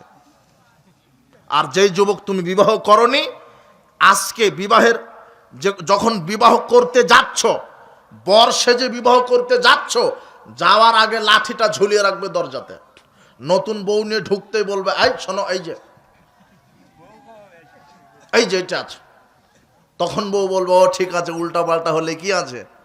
আর আল্লাহর নবী বলছেন ওয়ালা তার ফাসা কানহুম আদাবান, তোমরা পরিবার থেকে লাঠি উঠিয়ে নিও না, লাঠি রাখা লাগবে পরিবারে। ছেলেকে দেখাবেন এই যে বেটা এইটা, মেয়েকে দেখাবেন এই যে। তাহলে মেয়ে আর কোচিং এর নাম করে দুপুর 12টায় গিয়ে রাত 12টায় লুচ্চামি করে আসবে না। মেয়ে বলবে যে না, আধা ঘন্টা লেট হলে এইটা আছে। এই জন্য আল্লাহ নবী বলছেন পুরুষ হলে বিবাহ করো। আপনি এত জোরে ঠিক বলছেন, তো আপনি তো কাপুরুষ, বইয়ের কাছে আপনি বিক্রি হয়ে গেছেন। ও যেদিন বিবাহ করেছো সেদিনই তুমি বিক্রি হয়ে গেছো। হাটে গেলে গরু কিনে পাওয়া যায় 2 লক্ষ 3 লক্ষ টাকা দিয়ে ভালো মানের গরু। তুমি, তোমার বউ, তোমার শ্বশুর আর তোমার শাশুড়ির কাছে তুমি গরু ছাগল। তোমাকে ওই দিনেই 3 লক্ষ টাকা যৌতুক দিয়ে গরু ছাগলের মতো কিনে নিয়েছে তোমাকে। যারা যৌতুক নিয়ে বিবাহ করেছো বিশ্বাস করো তারা কাপুরুষ অধিকাংশই। তুমি এখন তোমার বউয়ের কাছে গরু ছাগল কেন? তোমাকে 3 লক্ষ টাকা দিয়ে কিনে নেওয়া হয়েছে, বুঝনি মনে হয় তুমি। তুমি তোমার শ্বশুরের কাছে গরু ছাগল, তোমাকে 5 লক্ষ টাকা অথবা একটা মোটর সাইকেল দিয়ে কিনে নেওয়া হয়েছে। ও যা বলবে তাই। আজকে তওবা করো, যৌতুক নিয়ে বিবাহ করবা না। আজকে তওবা করো, যৌতুক নিয়ে বিবাহ করবা না। উপস্থিত বৈঠকের মুসলিম দিনী ভাই বোন, আল্লাহর নবী বলছেন বিচারের মাঠে জিজ্ঞাসা করবেন তোমার যৌবনকাল বুঝাও, যৌবনকাল বুঝাও। সর্বশেষ অংশ, সময় সংকীর্ণতার কারণে সর্বশেষ অংশ, যুবকদের ইসলামে অবদান, ইসলাম প্রচার প্রতিষ্ঠায় যুবকদের অবদান, যুবক সাহাবীদের অবদান। সাহাবীগণ নিজের অর্থ সম্পদ, সময়, শ্রম আল্লাহর দ্বীনকে প্রতিষ্ঠা করার জন্য সব কিছু বিসর্জন দিয়েছে। আল্লাহ কোরআন মাজিদে বলছেন আমি কি তোমাদেরকে এমন ব্যবসার কথা বলবো না করলে জাহান্নামের আগুন থেকে বাঁচা যায়? অবশ্যই বলবো। তা হলো জানমাল দিয়ে আমার রাস্তায় জিহাদ করো, জানমাল দিয়ে আমার রাস্তায় জিহাদ করো। এই আয়াতগুলি যখন নাজিল হতো তখন সাহাবায়ে কেরাম নিজের জানমাল দিয়ে ইসলাম প্রচার প্রতিষ্ঠায় নিজেকে বিলিয়ে দিয়েছে। আল্লাহর নবী বলছেন তাবুকের যুদ্ধে যেতে হবে, আমাকে কে কিভাবে সহযোগিতা করবে? তখন উসমান রাদিয়াল্লাহু আনহু বলছেন, আমি তাবুকের মাঠে তাবুক যুদ্ধে যত সৈন্য যাবে তার অর্ধেক সৈন্যের খাওয়া খরচ আমি বহন করব। তাবুকের যুদ্ধে ছিল 30,000 সৈন্য। ওসমান রাদিয়াল্লাহু আনহু বলছেন, আমি অর্ধেক সৈন্য যাতায়াতের খরচ বহন করব, আর 15,000 আমি উট দান করব। কত হাজার? 15,000 উট দান করবেন। ওমর ইবনুল খাত্তাব বলছেন, আমার সম্পদের অর্ধেক দিয়ে দিলাম। অর্ধেক দান করার পরে বলছেন যে আজকে আবু বকর রাদিয়াল্লাহু আনহুকে আমি ডিঙিয়ে গেলাম, আবু বকর রাদিয়াল্লাহু আনহুর চাইতে আমি বেশি দান করলাম। আবু বকর রাদিয়াল্লাহু আনহুকে আল্লাহর নবী বলছেন, তুমি কি দিবে? তখন আল্লাহর নবী এই কথা বলার পরে আবু বকর সিদ্দিক রাদিয়াল্লাহু আনহু বলছেন, আল্লাহর নবী, আল্লাহর আপনাকে আমার বাড়িতে রেখে আমার যা আছে সবই দিয়ে দিলাম। এটা এমন একটা কথা, এমন একটা বাক্য বললেন যে এই বাক্য ডিঙিয়ে পৃথিবীর আর দ্বিতীয় কোনো মানুষ যেতে পারবে না। সবাই দানের প্রতিযোগিতা করছে। আল্লাহর নবী যখন বললেন, মান জাহাজা জাইসাল উসরাতি ফালাহুল জান্নাহ, তাবুকের যুদ্ধে যে যা দান করবে তার উপরে আল্লাহ জান্নাতকে ওয়াজিব করে দিবেন। সাহাবীগণ প্রতিযোগিতা শুরু করেছেন। আল্লাহর কালেমা তাওহীদকে সমুন্নত করতে হবে। একজন সাহাবী এই হাদিস শোনার পরে বলছেন, আহারে, উসমান তো 15,000 উট দিল, ওমর ইবনুল খাত্তাব তো সম্পদের অর্ধেক দিল, আব্দুর রহমান বিন আউফ সে তো 4,000 স্বর্ণ মুদ্রা দিল, আমার তো কিছুই নাই। লোকটার সাথে সাথে মাগরিবের সালাতের পূর্বের এই কথা আল্লাহর নবী বলছেন, সন্ধ্যা লাগা লাগা ভাব, এমন সময় তা আল্লাহর নবী বলছেন তাবুকের যুদ্ধে যে দান করবে তার উপরে জান্নাত আল্লাহ ওয়াজিব করে দিবেন। এখন রাত সন্ধ্যা হয়ে গেছে। একজন সাহাবী একজন ইহুদির কাছে গিয়ে বলছেন, আপনার খেজুর গাছে নাকি পানি সেচ দেওয়া লাগবে, আপনার খেজুর বাগানে নাকি পানি সেচ দেওয়া লাগবে, আমি এসেছি, আমি সারা রাত পানি সেচে দিব, কয় টাকা দিবেন? তখন ইহুদি বলছেন, 2 সা খেজুর দিব। তখন এই সাহাবী মাগরিব থেকে নিয়ে ফজর পর্যন্ত পানি সেচছেন ইহুদির খেজুর বাগানে। কয় সা খেজুরের বিনিময়ে? 2 ছা মানে 6 কেজি 7 কেজি খেজুর। বুঝেননি মনে হয় কথা। ওইদিকে আল্লাহর নবী বলেছেন যে তাবুকের মাঠে যে যা দিবে তার জন্য জান্নাত কি ওয়াজিব। এই কথা শুনে সাহাবীটা সারা রাত চুক্তি নিয়েছে পানি ছেচবে। কয়টা খেজুর? ফজরের পর্যন্ত পানি ছেচে 2 সা খেজুর 1 ছা পরিবারকে দিয়েছে, আর 1 ছা তাবুকের জিহাদ ফান্ডে এভাবে ঢেলে দিয়েছে। আল্লাহর নবীকে বলছেন, আল্লাহর নবী, 2 ছা খেজুর পেয়েছি সারা রাত পানি ছেচে, 1 ছা ওই পরিবারে রেখে এসেছি ছেলে মেয়ে স্ত্রী, আর 1 ছা আপনার তাবুক যুদ্ধের ফান্ডে দিলাম, জিহাদ ফান্ডে। আল্লাহর নবী বলছেন, বারাকাল্লাহ ফিমা আতাইতা ফিমা আমসাকতা, যা পরিবারে রেখে এসেছো তাতে আল্লাহ বারাকা দান করুন, যা জিহাদ ফান্ডে দিলে তাতে আল্লাহ বারাকা দান করুন। একজন সাহাবী জান্নাতের আশাতে সারা রাত ইহুদির বাগানে পানি ছেচেছে। জান্নাত নিতে হবে যে কোনো মূল্যে দানের মাধ্যমে। যুবক, তুমি কি করছো? যেই সাহাবী জান্নাত নেওয়ার জন্য সারা রাত পানি ছেচে, তুমি হারাম খুরাই যুবক, শোনো, তুমি সারা রাত তুমি ব্যাডমিন্টন, তাস, ছক্কার, জেনা, ব্যভিচার, মদ খেয়ে তুমি দিন কাটাও, আল্লাহ তোমাকে হেদায়েত দান করুন। তুমি এই কাহিনীটা মনে রাখো। তাবুকের যুদ্ধে জিহাদের, তাবুকের যুদ্ধে দানের ফজিলত, দানের প্রতিযোগিতা। তোমাকে 1 টাকা দিয়ে হলেও আল্লাহর দিন বিজয়ের জন্য জিহাদ করতে হবে, আল্লাহ তোমাকে কবুল করুন।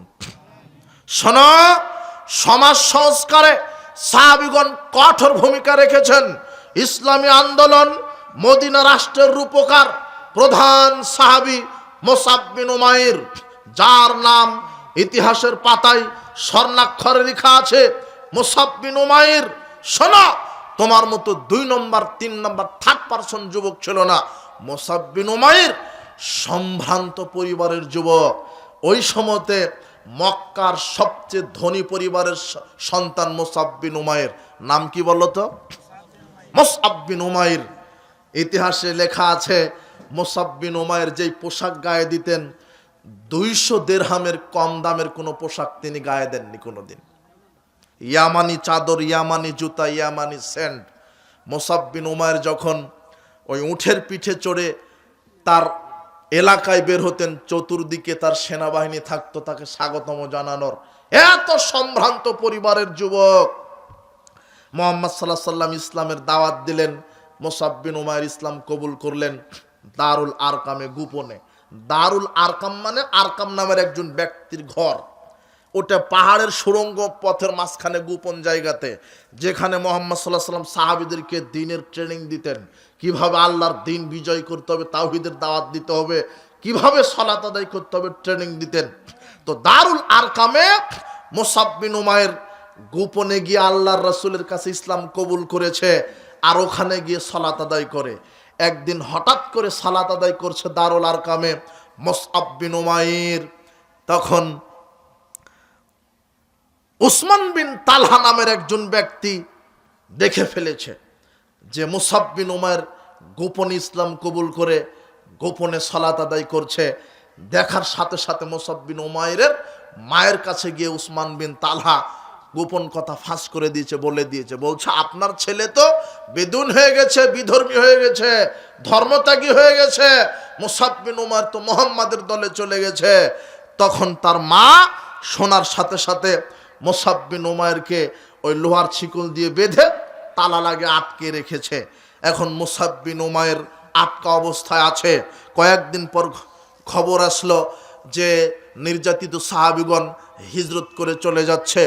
মুসাব বিন উমাইর খুব কষ্ট করে লোহার শিকলটা ছিটকে ফেলে তিনিও হিজরতে চলে গেলেন আবিসিনিয়ায়। আবিসিনিয়ায় যখন হিজরতে গেলেন, কয়েকদিন পর মুসাব বিন উমাইরের কানে আসলো যে এখন মক্কাতে আর ওরকম নির্যাতন হচ্ছে না, সাহাবীগণ ফিরে আসছে। যদিও ওটা মিথ্যা সংবাদ ছিল, তবে তখন মুসাব বিন উমাইর অর্ধেক রাস্তা আসার পরে আবার তিনি চলে গেলেন আবিসিনিয়ায়। ঘটনা কয়েক বছর গেল, এদিকে মুহাম্মদ সাল্লাল্লাহু আলাইহি সাল্লাম গোপনে দাওয়াত দিচ্ছেন।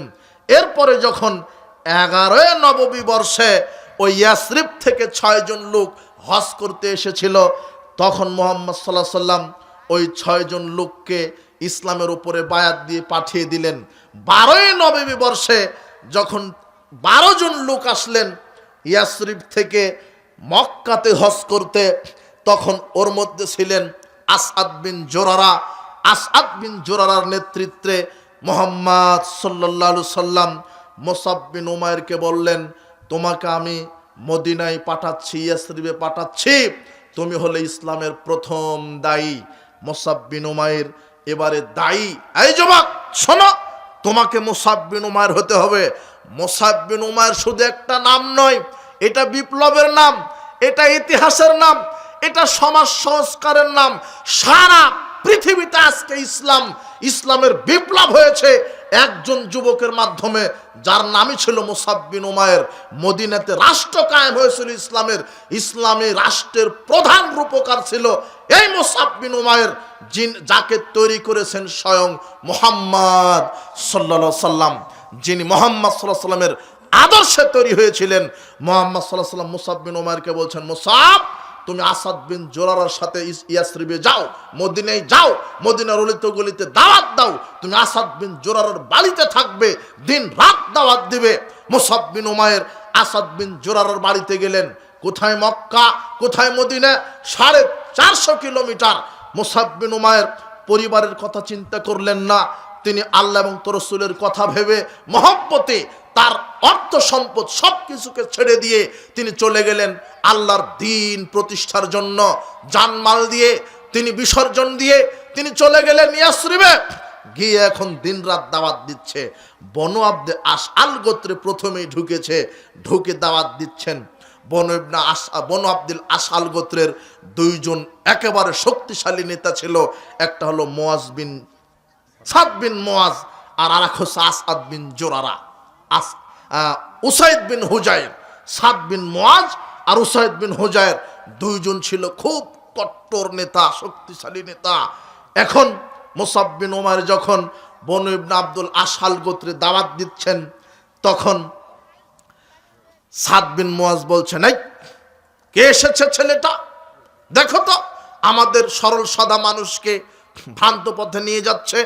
তখন উসাইদ বিন হুজাইর লোহার সাঁড়াশে নিয়ে মুসাব বিন উমারের কাছে গিয়ে বলছে, আপনি কোথা থেকে এসেছেন? এই দাওয়াত বন্ধ করেন, না হলে আপনাকে শাস্তি দেওয়া হবে, একেবারে লোহার সাঁড়াশি দিয়ে মেরে দিব। তখন মুসাব বিন উমার বলছে, শান্ত হন, বসেন, আমার কথা শোনেন, ভালো লাগলে মানবেন, না লাগলে মানবেন না। শান্ত হলেন। উসাইদ বিন হুজাইর বসলেন। মুসাব বিন উমাইর কোরআন থেকে হৃদয়গ্রাহী তেলাওয়াত শুরু করে দিলেন। এরপরে বললেন, শোনেন, একমাত্র আল্লাহর ইবাদত করতে হবে। ছবি, মূর্তি, খানকা এগুলি আমাদের ইলাহ নয়, এগুলির কোনো ক্ষমতা নেই, এগুলি মানুষই তৈরি করে। এর কাছে চেয়ে আপনার কি হবে? একমাত্র আল্লাহকে সেজদা দিতে হবে, আল্লাহর নামে গরু খাসি মানত করতে হবে, কুরবানি করতে হবে। এগুলি বাপ দাদার ছবি মূর্তি পূজা ছাড়ুন, এক আল্লাহর ইবাদত করুন। আল্লাহ হলেন একজন, যিনি আকাশের স্রষ্টা, যিনি জমিনের স্রষ্টা। ইলাহ কোনোদিন শতাধিক হতে পারে না, ইলাহ একজন হয়, তিনি হচ্ছেন আল্লাহ। তখন উসাইদ বিন হুজাইর বলছে, কথা তো সুন্দর। সঙ্গে সঙ্গে উসাইদ বিন হুজাইর, পাশে ছিল ঝর্ণা, গোসল দিয়ে এসে মুসাব বিন উমারের সামনে বলছেন, আশহাদু আল্লা ইলাহা ইল্লাল্লাহু ওয়া আশহাদু আন্না মুহাম্মাদান আবদুহু ওয়া রাসূলুহু। আমি সাক্ষ্য দিচ্ছি আল্লাহ ছাড়া কোনো প্রকৃত মাবুদ নেই, আমি সাক্ষ্য দিচ্ছি মুহাম্মদ আল্লাহর নবী ও রাসূল। সঙ্গে সঙ্গে উসাইদ বিন হুজাইর মুসলমান হয়ে গেলেন। এটা হলো মুসাব বিন উমারের দাওয়াতের ফসল। মুসলমান হয়ে যাওয়ার পর উসাইদ বিন হুজাইর এখন দ্বিতীয় নেতা সাদ বিন মুআজের কাছে গিয়ে বলছেন, ওই আপনার যে খালাতো ভাই আছে আসাদ বিন জুরারা, তাকে ওই এক গোত্রের লোকেরা হত্যা করতে চাচ্ছে, আপনি ওখানে যান। যদিও কথাটা মিথ্যা ছিল, খালাতো ভাইকে একজন মানুষ হত্যা করবে এটা শুনে তার ভাই কেনা যাবে। তখন সাদ বিন মুআজ আসাদ বিন জুরারাকে বাঁচাতে গিয়েছে, গিয়ে দেখে ঘটনা মিথ্যা, তাকে কেউ হত্যা করতে আসেনি। তখন মুসাব বিন উমার বলছে, আপনি এসেই যখন গেছেন আপনিও একটু বসেন, আমার কথা শোনেন, ভালো লাগলে মানবেন, না লাগলে মানার প্রয়োজন নেই। ঠিক অনুরূপভাবে কোরআন তেলাওয়াত করলেন। কোরআন তেলাওয়াত শেষে তাকে ইসলামের দাওয়াত দিলেন। এখন সাদ বিন মুআজ ইসলামের দাওয়াত এত ভালো লাগলো মুসাব বিন উমারের কথা, সুমিষ্ট ভাষা। এই যুবক, উগ্রতা দিয়ে ইসলাম কায়েম হয়নি। মুসাব বিন উমার সেখানে উগ্রতা দেখিয়ে কথা বলেনি, ধৈর্য সহকারে সুমিষ্ট ভাষায় ধৈর্য ধারণ করে আল্লাহর উপরে ভরসা করে সমাজ সংস্কারের কাজ হাতে নিয়েছে। মুসাব বিন উমারের কথা শুনে সাদ বিন মুআজ এইবারে বলছেন তার বনু আব্দাস আল গোত্রের লোকদেরকে বলছেন, শোনো, আমি তোমাদের নিকটে কেমন, আমি তোমাদের নিকটে কেমন? তখন জাতি বলছেন, আপনি তো আমাদের কাছে বিশ্বস্ত, জীবনে মিথ্যা কথা বলেননি, আপনি তো বিশ্বস্ত। তখন সাদ বিন মুআজ বলছে, শোনো, আমি যেটা বলবো সেটা যদি মেনে নাও তোমাদের সাথে কথা হবে, যোগাযোগ হবে, আর যদি মেনে না নাও তোমাদের সাথে আমার যোগাযোগ, কথা বন্ধ। তখন গোটা জাতি বললেন, গোত্র বললেন, আপনি যা বলবেন তা মেনে নেওয়া হবে। তখন সাদ বিন মুআজ বলছে, শোনো, দিন ইসলাম এসেছে, একজন শেষ নবী, শেষ জামানায় নবী এসেছে, যার নাম মুহাম্মদ সাল্লাল্লাহু আলাইহি ওয়াসাল্লাম। আমি সেই ইসলাম নিজে কবুল করেছি, তোমরাও কবুল করো। সাদ বিন মুআজের সামনে সেদিন বনু আব্দুল আশাল গোত্রের হাজার হাজার মানুষ একদিনে একসাথে কালেমা শাহাদাত পাঠ করে ইসলাম কবুল করে নিলেন। এটা মুসআব বিন উমাইরের দাওয়াতের ফসল ছিল। আমর বিন সাবিত আল উসাইরিম নামের একজন ব্যক্তি শুধু ইসলাম কবুল করেননি, একজন ব্যক্তি শুধু ইসলাম কবুল করেননি। তবে এই লোকটা 10 থেকে 11 বছর পরে ওই উহুদের যুদ্ধের দিনে এই লোকটা ইসলাম কবুল করে জিহাদের মাঠে গিয়ে গোপনে ইসলাম কবুল করেছে। আমর বিন সাবিত আল উসাইরিম ইসলাম গোপনে ইসলাম কবুল করে, কাউকে না জানি ইসলাম কবুল করে উহুদের মাঠে জিহাদে নেমে গেছে। তখন এলাকার লোকেরা বলছে, কি ব্যাপার আমর বিন উসাইরিম, তোমার এই অবস্থা কেন? তুমি যে মুসলমানের পক্ষে জিহাদ করছো, তুমি যে কাফের মুশরিকদের দলে ছিলে, কি বংশের গৌরবে না কার কথা শুনে তুমি ইসলামের পক্ষে লড়ছো? তখন আমর বিন সাবিত আল উসাইরিম বলছেন, শোনো, বংশের গৌরবে নয়, বাল রগবাতাল ফিল ইসলাম, আমানতু বিল্লাহি রাসূলিহি, আমি ইসলামের আকর্ষণে আমি ঈমান এনেছি আল্লাহর প্রতি, নবীর প্রতি। আমি ইসলামের আকর্ষণে আল্লাহর প্রতি, নবীর প্রতি ঈমান এনেছি। ইসলামই একমাত্র চূড়ান্ত দিন, আদর্শ দিন। ইসলামই একমাত্র দিন, এছাড়া মানব রচিত সব দিন বাতিল। আমি আজকে জিহাদে এসেছি, আমি তীরবদ্ধ হয়েছি, আমি মারা যাচ্ছি, আমি শহীদ হচ্ছি। আমর বিন সাবিত আল উসাইরিম শহীদ হয়ে গেলেন। আল্লাহর নবীর কাছে এই ঘটনা তখনই পৌঁছে গেল কানে, তখন আল্লাহর নবী বলছেন, আমর বিন সাবিত আল উসাইরিম একা একা ইসলাম কবুল করে জিহাদের মাঠে চলে গিয়ে শহীদ হয়ে গেল। আমেলা কলিলান ওজেরা কাসিরা, আমল করলো খুবই কম, প্রতিদান পেল অনেক বেশি।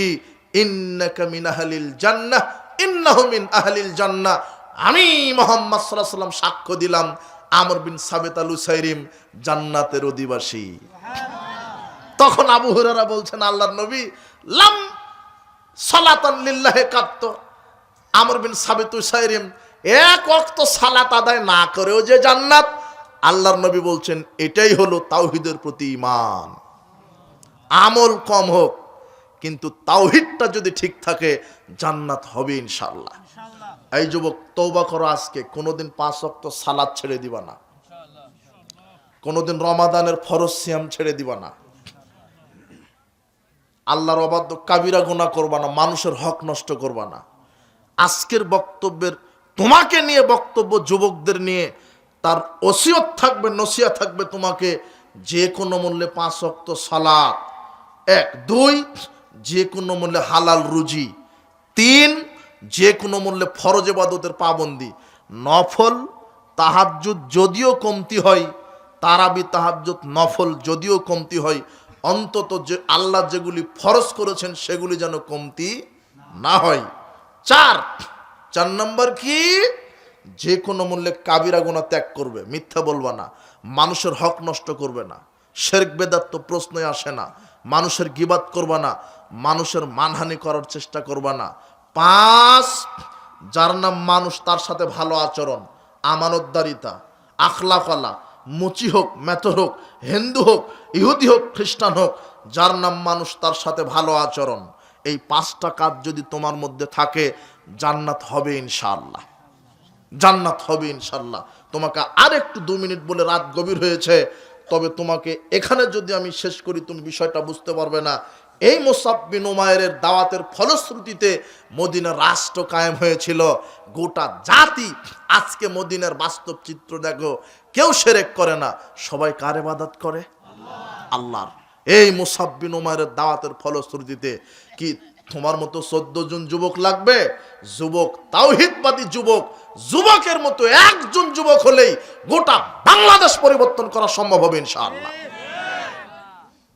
আল্লাহ তোমাকে এই ঈমান, এই চেতনা দিয়ে আল্লাহ তোমাকে কবুল করুন। এই মুসআব বিন উমাইর হাজারো লক্ষ কোটি টাকার মালিক, বদরের যুদ্ধে অংশগ্রহণ করেছেন, উহুদের যুদ্ধে অংশগ্রহণ করেছেন, বীর বিক্রমে লড়াই করছেন। কাফেরেরা বাম হাত আঘাত করেছে, বাম হাত কেটে গেছে, ডান হাতে আঘাত করেছে, ডান হাত কেটে গেছে। বাহু দিয়ে পতাকা ধারণ করে উঁচু করে ধরে রেখেছেন, তীর নিক্ষেপ করেছেন। মুসআব বিন উমাইর মাথা কেটে দেওয়া হয়েছে, গলাতে ছুরি চালিয়ে দেওয়া হয়েছে। মুসআব বিন উমাইরের ধর পড়ে আছে, শহীদ হয়ে গেছে। মুহাম্মদ সাল্লাল্লাহু আলাইহি সাল্লাম বলছেন, মুসআব বিন উমাইরের এই লাশটা দেখে মুহাম্মদ সাল্লাল্লাহু আলাইহি সাল্লাম বলছেন, মুসআব তুমি তো ছিলে মক্কার সম্ভ্রান্ত ধনী পরিবারের সন্তান, তোমার চুলগুলো ছিল কত কুকড়ানো, তুমি দামি পোশাক ছাড়া পরতে না। আজকে তোমার কাফনের কাফন দেওয়া হবে, কাপড় পরানো হবে ইসলাম কবুল করার কারণে। মুসআব বিন উমাইরের কাহিনী একজন সাহাবী বলছেন, ইয়া রাসূলুল্লাহ, এই মুসআব বিন উমাইর মক্কার সবচেয়ে ধনী ব্যক্তি পরিবারের সন্তান ছিল, 200 দিরহামের কম দামের কোনো কাপড় পরেনি। আজকে ইসলাম কবুল করার কারণে শহীদ হয়ে গেল, তার কাফনের কাপড় আমরা খুঁজতেছি পাচ্ছি না। তার পরনে যেই চাদর ছিল, ওই চাদর দিয়ে মাথা ঢাকলে পা ঢাকে না, পা ঢাকলে মাথা ঢাকে না। কিভাবে কাফন দেওয়া যায়? আল্লাহর নবী বললেন, মুসআব এই তো তুমি সেই মুসআব, মক্কাতে তুমি চলতে, তোমার আগে পিছনে সঙ্গী বাহিনী, সেনাবাহিনী ছিল, তোমাকে মানুষ সম্মান করত, দামি আতর পাঞ্জাবি পরতে তোমাকে মানুষ মর্যাদা দিত, তোমার চুলগুলো ছিল কত কুকড়ানো, চেহারাগুলি কত সুন্দর, তুমি পড়ে আছো তোমার কাফনের কাপড় নাই। আল্লাহর নবী বললেন, ইস্কির ঘাস দিয়ে তার জানাজা করে দাও, ইস্কির ঘাস দিয়ে তার কাফন দিয়ে দাও। এই হলো মুসআব বিন উমারের ইতিহাস। যুবক, তুমি ধনী, সারা পৃথিবীর মালিক যদি তুমি হয়ে যাও, আর কিসমতে যদি তোমার জান্নাত না থাকে, তোমার মতো কপাল পোড়া আকাশের নিচে জমিনের উপর আর কেউ নেই। তোমার দুনিয়াতে কিছুই থাকা লাগবে না, যদি আল্লাহর প্রতি ঈমান, মুহাম্মদ সাল্লাল্লাহু আলাইহি ওয়াসাল্লামের প্রতি ঈমান আদর্শ যদি থাকে, তোমার পৃথিবীতে কিছুই নাই। কিসমতে যদি তোমার জান্নাত থাকে, তুমি পৃথিবীর সবচেয়ে বড় ধনী মানুষ। তুমি পরকালের জন্য কাজ করো। আর একটা আব্দুল উজ্জা, আব্দুল্লাহ জুল বাজাদাইন, এও ছিল মক্কার ধনী। তোমার মতো যুবক, শোনো, তোমার মতো যুবক আব্দুল উজ্জা ছিল তার নাম। বাপ মারা গেছে এতিম, কিন্তু হাজারো লক্ষ কোটি টাকার মালিক। চাচার কাছে বড় হয়েছে, চাচা তার সম্পদ দেখভাল করে। একদিন আব্দুল উজ্জা বলছেন, চাচা আমার কাছে তো ইসলাম ভালোই লাগে, আমি ইসলাম কবুল করতে চাই। আমার কাছে তো ইসলাম ভালো লাগে, আমি ইসলাম কবুল করতে চাই। আমি ইসলাম কবুল করেছি। চাচা বলছেন, শোনো, তোমার বাপের সম্পদ আমি দিব না, এমনকি তুমি মোহাম্মদের দলে চলে গেছো, তোমার পরনে যে লুঙ্গি আছে লুঙ্গিটাও খুলো। 26-28 বছরের যুবক উলঙ্গ হয়ে চলে গেছে মায়ের কাছে। মা দেখার সাথে সাথে দুই চোখ চেপে ধরে বলছেন, বেটা তোমার কেন এই অবস্থা? মাকে বলছেন, মা আমার আব্বার অনেক সম্পদ ছিল, পয়সা কড়ির অভাব ছিল না, পোশাকের অভাব ছিল না। আজকে ইসলাম কবুল করার কারণে আমার চাচা আমাকে আমার বাপের সম্পদ থেকে তো বঞ্চিত করেছে, পরনের লুঙ্গিটাও খুলে নিয়েছে। আমি দুনিয়াকে প্রাধান্য দিইনি, সম্পদ প্রাধান্য দিইনি। মা আমি আপনার কাছে এসেছি, আমি চলে যাচ্ছি মদিনায়, মুহাম্মদ সাল্লাল্লাহু আলাইহি সাল্লামের কাছে আমি হিজরত করব। আমার কাছে মুহাম্মদ সাল্লাল্লাহু আলাইহি সাল্লাম বড়, আল্লাহ বড়, দিন বড়, পৃথিবী নয়, সম্পদ নয়। মুহাম্মদ সাল্লাল্লাহু আলাইহি সাল্লাম একটা চাদর তার সন্তানকে দিলেন। আব্দুল উজ্জা ওই চাদর 2 টুকরা করে, 1 টুকরা লুঙ্গি হিসেবে পরলেন, 1 টুকরা বডিতে দিলেন, বুকের উপরে দিয়ে চলে গেলেন মদিনায়। মুহাম্মদ সাল্লাল্লাহু আলাইহি সাল্লামের কাছে ঘটনা বললেন। মুহাম্মদ সাল্লাল্লাহু আলাইহি সাল্লাম বললেন, তোমার নাম আব্দুল উজ্জা নন, তোমার নাম হলো আব্দুল্লাহ, তোমার লকব হচ্ছে জিল বাজাদাইন, 2 টুকরা কম্বল আলা। তুমি আমার কাছে 2 টুকরা কম্বল পরে এসেছো, তোমার লকব হবে 2 টুকরা কম্বল আলা। তোমার নাম আব্দুল্লাহ, তুমি উজ্জার দাস নও, তুমি উজ্জার গোলাম নও। উজ্জা হলো একটা মূর্তির নাম, তুমি মূর্তির দাস নও, তুমি আব্দুল্লাহ। তুমি কার দাস? আল্লাহ। এরপরে মুহাম্মদ সাল্লাল্লাহু আলাইহি সাল্লাম বললেন, তুমি এই যে আসহাবে সুফফাই থাকো, আহলে সুফফাই থাকো, এই বারান্দাবাসীদের সাথে থাকো। মসজিদ নববীর সাথে ছিল একটা বারান্দা, সেখানে গরিব সাহাবারা থাকতেন, সেখানে থাকতে দিলেন। আব্দুল্লাহ জিল বাজাদাইন আহলে সুফফার সাথে থাকে, আর সেখানে আল্লাহ নবী বলছেন তাকে কোরআন শিখিয়ে দাও। কোরআন শিখে ফেললো। কোরআন শেখার পরে এত জোরে জোরে কোরআন চিল্লায় চিল্লায় পড়ে, ওমর ইবনুল খাত্তাব একদিন মুহাম্মদ সাল্লাল্লাহু আলাইহি সাল্লামের কাছে বিচার দিচ্ছে, আল্লাহর নবী কেমন লোককে আপনি আশ্রয় দিয়েছেন যার চিল্লানিতে আমরা সালাতটা ঠিক মতো পড়তে পারি না, আমাদের সমস্যা হয়। আল্লাহর নবী তখন বলছেন, ওমর তুমি ইতিহাস জানো না, এই আব্দুল্লাহ জিল বাজাদাইন আজকে ইসলামের জন্য তার কম কিছু ছিল না, অনেক ত্যাগ স্বীকার করেছে, কাজেই তুমি তাকে চিল্লায়া কোরআন পড়তে দাও। 2-1 দিন পরে ওই তাবুকের যুদ্ধের অভিযান চলে আসলো। এই আব্দুল্লাহ বলছে, ইয়া রাসূলুল্লাহ তাবুকের যুদ্ধে যাব, আর আপনি আল্লাহর কাছে একটু দোয়া করেন আমি যেন শহীদ হই, জান্নাতে যেতে পারি। মুহাম্মদ সাল্লাল্লাহু আলাইহি সাল্লাম আল্লাহর কাছে বললেন, আল্লাহ কাফেরদের উপরে আব্দুল্লাহ জিল বাজাদাইনের রক্ত হারাম করে দাও। আব্দুল্লাহ বলছেন, ইয়া রাসূলুল্লাহ আমি চাইলাম শহীদ হতে, আর আপনি আমার রক্ত হারাম করে দিলেন। আল্লাহর নবী বলছেন, আব্দুল্লাহ ইসলামের জন্য তো অনেক ত্যাগ স্বীকার করলে, মা, পরিবার, সম্পদ, এমনকি পরনের লুঙ্গিটাও আনতে পারোনি, সমাজ তোমাকে মূল্যায়ন করেনি, তোমাকে হিজরত করা লেগেছে। তুমি তাবুকের যুদ্ধে যাওয়ার পরে যদি জ্বরে অসুস্থ হয়েও মারা যাও, আল্লাহ তোমাকে শাহাদাতের মর্যাদা দিয়ে দিবেন। তাবুকের যুদ্ধে গেলেন, যাওয়ার পরের দিনেই অসুস্থ হলেন, জ্বরে আক্রান্ত হলেন। জ্বরে আক্রান্ত হয়ে আব্দুল্লাহ জিল বাজাদাইন মারা গেলেন। আল্লাহর নবীর কাছে খবর আসলো আব্দুল্লাহ জুল বাজাদাইন জ্বরে মারা গেছে। আল্লাহর নবী বলছেন, জানাজার ব্যবস্থা, গোসলের ব্যবস্থা করো, জানাজার ব্যবস্থা করো, কাফনের ব্যবস্থা করো। সব হয়ে গেল, সব কিছু হয়ে গেল। এইবারে আব্দুল্লাহ জিল বাজাদাইনের লাশ কাঁধে বহন করে আছেন আবু বকর রাদিয়াল্লাহু আনহু আর ওমর রাদিয়াল্লাহু আনহু। দুইজন আব্দুল্লাহ জিল বাজাদাইনের লাশ কাঁধে বহন করে কবরে নিয়ে যাচ্ছেন। রাতে দাফন হবে। বাতিটা ধরে আছে বেলাল, বাতিটা ধরে আছে বেলাল। আর যিনি কবরে নেমে আছেন, লাশটা নিয়ে কবরে শাহিত করবেন, তিনি হচ্ছেন স্বয়ং মুহাম্মদ সাল্লাল্লাহু আলাইহি সাল্লাম। মুহাম্মদ সাল্লাল্লাহু আলাইহি সাল্লাম নিজে আব্দুল্লাহ জিল বাজাদাইনের লাশটা এভাবে ধরে কবরে শুয়ে দিয়ে বলছেন, আল্লাহ, আমি আব্দুল্লাহ জিল বাজাদাইনের প্রতি সকাল থেকে সন্ধ্যা পর্যন্ত সন্তুষ্ট ছিলাম, তুমি সন্তুষ্ট হয়ে যাও। এই কথা বলার সাথে সাথে আবু বকর রাদিয়াল্লাহু আনহু চিৎকার দিয়ে বলছেন, ইয়া লাইতানি কুনতু মা কানা সাহিবাল হুফরা, আজকে যদি আমি এই কবরবাসী হতাম, আমার জন্য জান্নাত ওয়াজিব হয়ে যেত। এই হলো আব্দুল্লাহ জিল বাজাদাইন, ইসলামের জন্য কাজ করেছে। মুসাব বিন উমাইরের কথা শুনেছেন? মুসাব বিন উমাইর, উমাইরের ছেলে মুসআব ছিল, মুসআব বিন সাদ, সাদের ছেলে মুসাব। এই মুসাব নামের দুইজন সাহাবী ছিল, একজন হলো উমাইরের ছেলে মুসাব আর একজন হলো সাদের ছেলে মুসাব। এই মুসাব বিন সাদ যখন ইসলাম কবুল করে, তার মা তাকে ব্ল্যাকমেল করেছিল।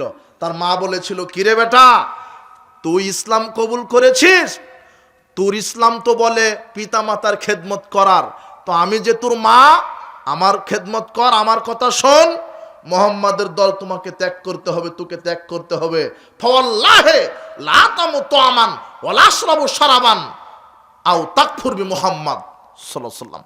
শোনো, আমি তোর মা কসম করে বলছি, আমি ততক্ষণ পর্যন্ত খাবো না, ততক্ষণ পর্যন্ত পান করব না, যতক্ষণ না তুই মুহাম্মাদের দিন ত্যাগ না করবি। তখন মুসাব বিন সাদ বলছেন, আম্মা, লাউ কানাতি মেয়াতু নাফসিন, না লাউ কানাত লাকি মেয়াতু নাফসিন, আম্মা, হে আমার মা, আপনার যদি 100টা আত্মা হয়, 100টা, মা বলছেন আমি মরা পর্যন্ত খাবো না, মরা পর্যন্ত পান করব না, এই যেখানে দাঁড়ালাম, যতক্ষণ না মুহাম্মাদের দিন ত্যাগ না করবে, আমি যখন না খেয়ে মারা যাব, জাতি তোমাকে বলবে মায়ের হত্যাকারী, মা এভাবে ছেলেকে ব্ল্যাকমেল করছে। তখন মুসাব বিন সাদ বলছে, আম্মা, লাউ কানাত লাকি মিয়াতু নাফসিন, আপনার যদি 100টা আত্মা হয়, 100টা রূহ হয়, ফাখারাজাত নাফসান নাফসান, আর আমার চোখের সামনে যদি আপনি না খেয়ে না পানি পান করে 100 বার আপনার আত্মাটা 100 বার এক একটা করে আমার চোখের সামনে যদি বের হয়ে যায়, আপনি আমার চোখের সামনে 100 বার যদি মারা যান, মা তারাকতু দীনি হাজা মুহাম্মদ সাল্লাল্লাহু আলাইহি ওয়াসাল্লাম, আমি মুসাব বিন উমাইর মুহাম্মাদের দিন কিয়ামত পর্যন্ত ত্যাগ করব না। মা, আপনি যদি আমার চোখের সামনে 100 বার মারা যান, মুহাম্মাদের দিন ত্যাগ হবে না। পরিবার পরিজন মায়া ত্যাগ করতে হবে। এই যুবক, দিনের পথে থাকতে হলে পরিবার পরিজনের মায়া ত্যাগ করতে হবে।